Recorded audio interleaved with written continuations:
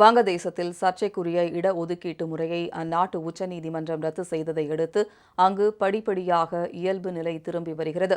வங்கதேசத்தில் விடுதலைப் போரில் உயிர் தியாகம் செய்தவர்களின் வாரிசுகளுக்கான 30 விழுக்காடு இடஒதுக்கீட்டை ரத்து செய்யக் கோரி மாணவர்கள் தொடங்கிய போராட்டம் வன்முறையாக மாறியது.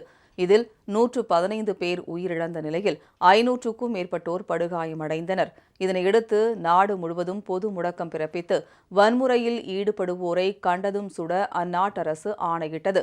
இந்த நிலையில் தியாகிகளின் வாரிசுகளுக்கான 30 விழுக்காடு இடஒதுக்கீட்டை ரத்து செய்த வங்கதேச உச்சநீதிமன்றம் அரசு வேலைகளில் 93 விழுக்காடு பணியிடங்கள் தகுதி அடிப்படையில் வழங்கப்பட வேண்டும் என தீர்ப்பளித்தது.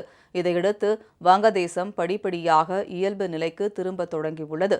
இந்த நிலையில் வங்கதேசத்தில் இருந்து முதல் கட்டமாக தமிழகத்தை சேர்ந்த 49 மாணவர்கள் பாதுகாப்பாக தாயகம் திரும்பினர்.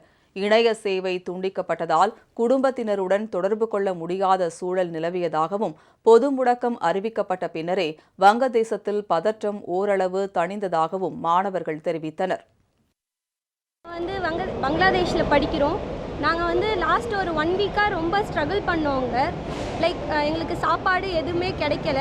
நாங்கள் தமிழ்நாட்டில் முதலமைச்சர் மு.க. ஸ்டாலின் ஐயா அவங்கள உதவினால இப்போது பார்டருக்கு எம்எஸ்சி மூலியமாகவே வந்தோம். நாங்கள் அங்கேருந்து எங்களுக்கு கேம்ப் அமைச்சு கொடுத்து ஃபுட் ப்ரொவைட் பண்ணாங்க. தென் எங்களுக்கு டிக்கெட்டும் போட்டு இங்கே சேஃபாக கொண்டு ரீச் பண்ணி விட்டாங்க.